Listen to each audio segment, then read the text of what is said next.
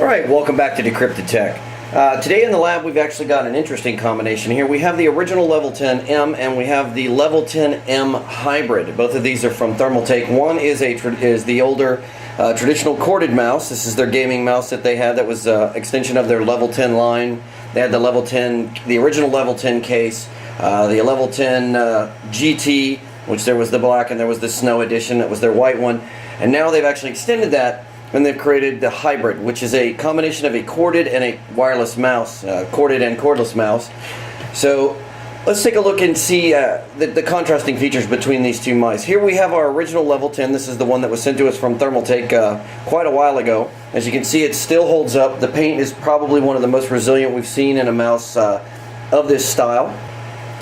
Alright, let's take a look at the original Level 10 real quick and just go over some of the features, and we'll look at the Level 10M Hybrid and we'll kind of compare. Right, as you can see, you do have some buttons here. Two larger buttons. All of these buttons are programmable. This right here is a joystick that allows you to move back and forth between DPI by default, but it also is a button that you can adjust. There's actually a riser in here that moves this up and down to conform to the fit of your hand, so it gives you the best comfort. It pops up through the use of this screw right here, so it adjusts it up or down for best comfort. You of course have your regular button. It's an oversized button. This is lighted. Underneath this honeycomb grill, which is used to get air into your hand, so it reduces the amount of sweat you have. There's also the Thermaltake dragon logo that lights up, and you can change the colors on that. You have your scroll button and scroll wheel that's lighted as well. You can change the colors of these independently. Then you have your lights here, which show you what level of DPI. That's programmable inside the software. If you go back and you look at the original Level 10 review, you'll see we discussed that and you know how to move and change this to set the different levels that you can move through kind of on the fly. Now on the other side, you have two buttons that are here. These are also programmable, and then you have another nut that's right here that allows you to adjust the tilt. So this will adjust the left or right tilt so that whatever style your hand sits at, it's going to give you that best comfort.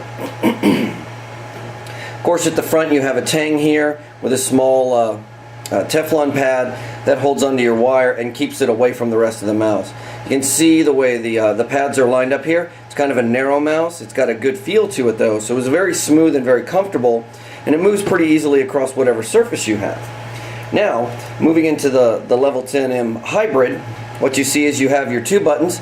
They've actually changed the size of these buttons and moved them down a little bit. You still have the same joystick, but what they've done is they've actually made it just a little less tall than what was on the original one. Not much, but it's noticeable in the way it looks and the way it feels. It's got a little bit smoother action. It's the same. By default, the button's disabled, and you can move this back and forth to change the DPI. Now, the one thing we do want to note is that the rise of this back panel here is not as great as what you can get on the original Level 10. The original Level 10 can rise just a little bit higher so it can fit inside your palm just a little bit better. It's not a takeaway from it, it's just something a little bit different. We noticed it in the way that we adjust it for our palm size, and it feels like it's definitely a little bit lower than the original Level 10. So that's something to bear in mind. You do still have the little honeycomb opening here to, again, to get airflow there. The dragon logo in this case is no longer lighted, so you only have two lights on this. You have the light for the primary mouse button and the light for the scroll. These, unlike the original Level 10, can be adjusted to almost any color you want. You can move through, pick whatever you want, and they'll show up. An additional departure you also have, let's cover this, you also have the Dpi indicators here, is that on the right hand side of the mouse there is no longer the buttons there. Instead, they placed a finger rest, so that when you're using the mouse, your finger naturally rests along this curve here. It actually increases the comfort, but it also increases the width of the bottom and gives this a more stable surface to move across. You can see how much larger the Teflon pads are on the left and the right side. You still have this longer tang here with a pad in the front, but you'll also notice that on the right hand side there's a much larger pad, and that comes into play when you're moving the mouse around. It actually gives it a little bit of a smoother feel. Okay, so now we're going to talk about why this is considered a hybrid mouse. Again, as we mentioned earlier, this has both a corded and a cordless mode. We have it set up here in corded mode. You simply plug it in. You have your braided cable here. It's fairly long. It's more than long enough for most gamers' needs. And you can plug this directly into your computer. It's going to work the application. You're going to see your lights light up. Everything is going to work pretty much the same way you're used to. You'll have access to the software API, so you can set up your macros, program, everything like that. And this is great for most people when they game. They're going to want it set up in this mode.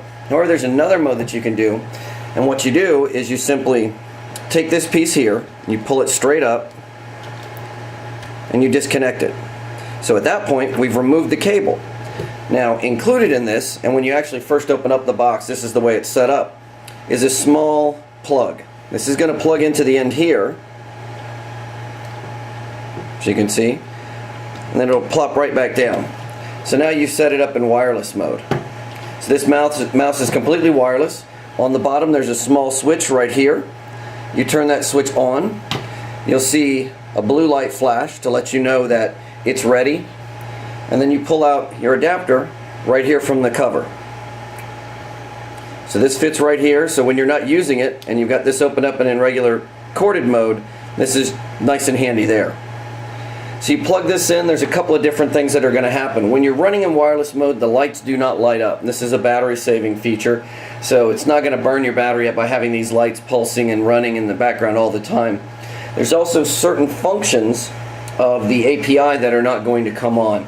You can change the DPI, and you can use any pre-programmed profiles for DPI, including your different XY axis settings that you have that are already on the mouse. So if you were to run this in cordless mode and you would click this back and forth, you can change your DPI setting, and the system's going to respond and show you that DPI change. As you can see here, the lights are going to light up as we move through. So, however, you're not going to be able to directly program it without it being plugged in. It also charges through this cable, so when you want to charge the mouse, you just go ahead and plug it in. It's almost a way of having it for continuous use. You can run this wireless until you want to plug it in, and then you go ahead and have corded mode, so you don't have to put this in a cradle. There's no batteries you have to replace or anything like that. You don't have to plug it into anything extra. You just plug it in like it's a regular mouse and you're off and running. It's a great concept, and it's a nice design from Thermaltake, and it's one that definitely plays into that advantage of having a mouse you can just throw in your bag and take it with you, as well as the ability to throw it in and game in the same way that you're used to with that 1000 hertz polling rate and the quicker response from what you're used to with the level 10. Again, you still adjust it in the same way like you did the original level 10. They send you this nice tool here, and that goes in the top, and you spin it one way to take it down and the other way to go up. And then see we're at the highest level, and then of course the same thing, you have this knob over here that adjusts the tilt of it right or left, and of course you have your little degree measures that are there to indicate the degree of tilt right or left. It's a very customizable mouse. It'll fit almost any hand, from smaller hands to larger hands, and just has a very comfortable glide feel to it.